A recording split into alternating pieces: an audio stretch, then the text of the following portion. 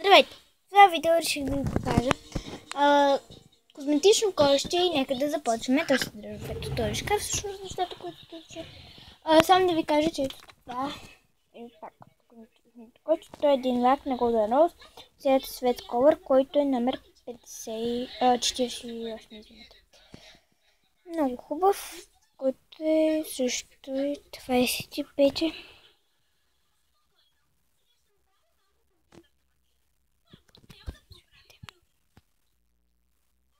Да, 25. И в него сложих коректор фондютен. По-светъл от тук е ми фондютен. Така, ето тук са нещата.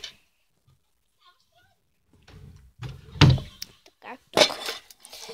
Това е на Neve, на гарнира от серията Ultra Do, един шампан с априкот и коконат фловер.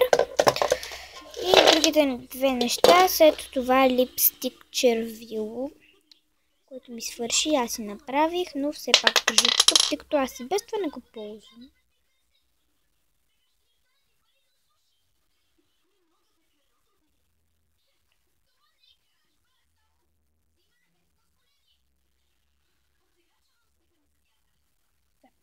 Виждате колко малко се получи.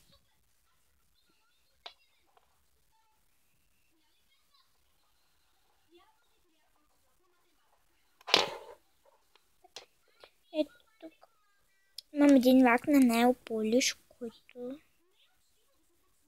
е 9,4 мл. И почти ми свършва, но аз го ползвам все още. Всъщност, даже вместо при скъпени продукти, аз решавам да го сложа. Ето. Сега ще ви покажа. Ето тук вътре. Защото е хубаво жълт. И да. Това беше всичко от мен. Дайте палец нагоре и се абонирайте за канала ми. Чао!